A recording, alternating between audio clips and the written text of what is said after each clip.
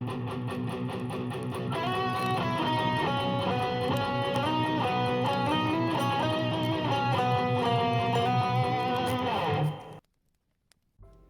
may think you're too cool for Yule, but you're wrong. Welcome back to 25 Days of Christmas Comics. I am your host, the Dude Without Fear. I appreciate you tuning in tonight. I hope that you've been enjoying this series of Christmas comics. I have been reading so many Christmas comics. That's pretty much the only comics I've been reading for the past few weeks in preparation for this event. And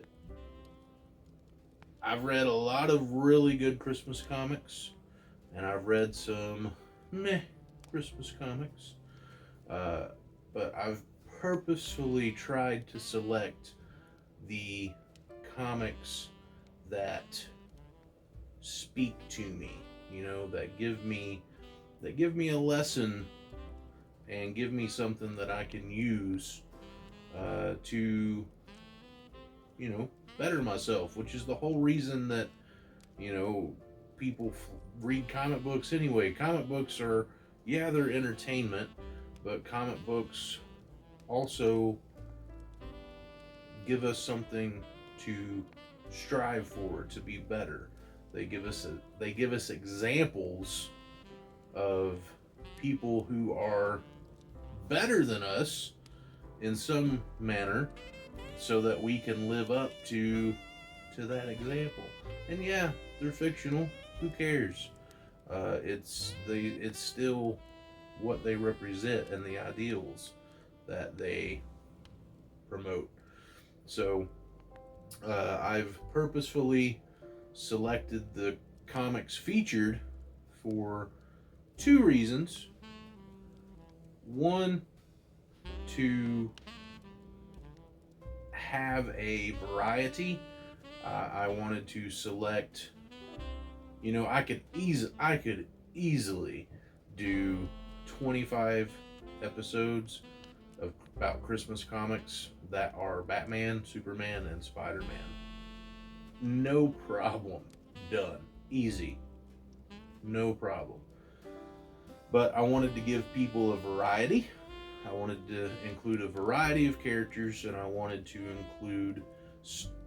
The second reason is I wanted to include stories that spoke to me. So today's episode is from The Walking Dead. And I know some of you are not Walking Dead fans, and that's fine. Some of you are.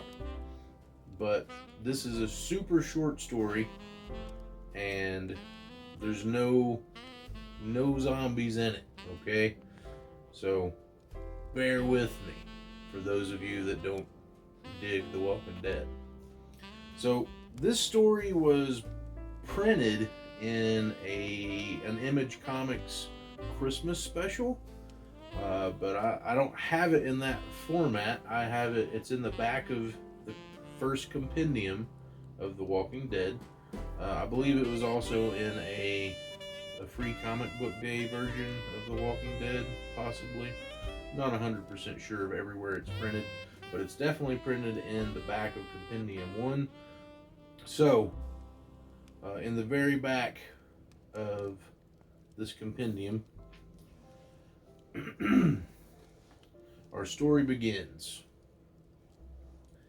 And a man by the name of Morgan is outside of a home with the doors and windows boarded up, and he is chopping wood, and it is a cold, snowy winter morning. Inside the house, sitting with his back to the door, is his son Dwayne, who is reading a comic book. And there's a knock at the door, and Dwayne says, "Just a minute." And he unlatches the door, and Morgan comes in, and he says, "I swear, son, it's getting colder out there by the minute." And Dwayne says, "Hurry up, Dad, it's getting cold in here." Morgan drops the wood and comes inside. And Dwayne asks, "You see any bad ones out there?" And Morgan says, "Nope. Since it started getting cold, they've pretty much stopped coming around." "You finish your comic?" He says, "Yeah, again." He says, I wish I could get new comics. The ones I have are starting to get boring because I've read them so much." And he says, "Come here. I think I might have something that can cheer you up." And Dwayne goes, "What is it?" "It's a present, son. I don't want to ruin it for you. Sit down." And Dwayne sits on the couch, and Morgan goes over to a Christmas tree that they have decorated, and there's a present underneath it. And Dwayne says, "But it's too early. You never let me open presents early before. You said it would ruin Christmas." And Morgan says, "Nonsense. You've heard me before. I don't even know if the calendar is accurate anymore. It could be 2 days past Christmas for all I know. So you better open it." He hands him the gift, and he says, "Okay, if you say so." He says, "It's heavy. So I think you'll like it at least a little bit. I spotted it when I was out getting supplies last." And so Dwayne opens it up, and he's excited. He's got that excited look on his face, and then when he sees what it is, he's just stoked. He says, "Oh man, Game Boy." He goes, "You got me games and batteries too? I can actually play this." And he's just so happy. And Morgan says, "Just keep in mind, son, when those batteries run out, this thing isn't going to work. You need to try and conserve battery power whenever you can.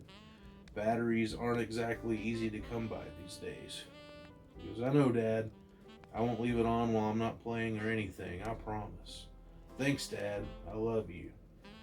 "I love you too, son." Then he turns around and says, "I better put another log on the fire before it goes out." He picks up a log, throws it on the fire. He says, "So you think it's about time for us to stop worrying about paying for all the stuff we've taken? I mean, it's been almost 5 months since this all started. Television's still not broadcasting, got no radio signals. We haven't seen anyone living come through here since that fellow who gave us the police car. He sure was helpful with the guns and all too. Still, we haven't seen any officials, no military people, nothing. I gotta say though, son, I hate having to steal all this stuff, even though half the places in town were looted before they evacuated everyone. It still just doesn't feel right. Food's one thing. We've got no choice there. I mean, we don't really have any option other than stealing from the local grocery store. Same as setting up here instead of staying in our place. Our house was so big, there was no way we could have secured it. Too many doors, way too many windows. And being there, I wouldn't have been able to stop thinking about your mom and what happened to her. All these things I've done since the world went to crap, and stealing stuff still gets to me. I guess that's just who I am. I always used to worry about the little stuff. I guess I just always figured everyone else was worried enough about the big stuff that I'd focus my efforts elsewhere. Still, every time I'm in there, digging for food, looking for a new toy for you or something else, I pray for a policeman to come along and arrest me. Then I'd at least know we aren't the only." And he turns back and he sees his son. And he just says, "I'm sorry, son. I know that's a horrible thought. I don't mean to worry you." And Dwayne says, "Huh?" And he's not even paying attention at all to all of this worry and all of this pent up thoughts that Morgan is just letting out. And Morgan's, got a tear in his eye, and he's speechless, and he wipes his tears, and he's looking at his son, enjoying his Christmas present, and he smiles, and he says, "Merry Christmas, son." And our story ends. And what I got from that story is all your worries and all of your fears will be there tomorrow. So don't let them bring you down on Christmas. Just let them go for one day. And then, if you can let them go for one day, maybe let them go the next day. There's always going to be stuff that you can worry about. There's always going to be stuff that you could be fearful of. Always. This story kind of hits close to home this year. We've got this pandemic, the coronavirus, lots of crazy stuff going on in the world. And, while this is a post-apocalyptic story, there was a time where some people thought that we were in our apocalypse and all that stuff. What did worrying about it get you? You're still here. It's still here. So, did worrying about it profit you anything? No. So, I'm not saying that you shouldn't use wisdom, and I'm not saying that you shouldn't use precautions. I'm not saying that. All I'm saying is don't let it take your life, and don't let it take your joy. And if you have to worry about it, by all means, you do you. But for just one day, just for Christmas, just let it go and just enjoy the time with your family and your friends. Just let it go. Don't let things that are out of your control ruin the most wonderful time of the year. Christmas is special. Enjoy it. Love your families. Watch the joy on their faces when they open their gifts. So just let that stuff go for a day. Just for a day. And just enjoy your life. And that's all I have for tonight. I appreciate you watching. If you like this video, give me a thumbs up.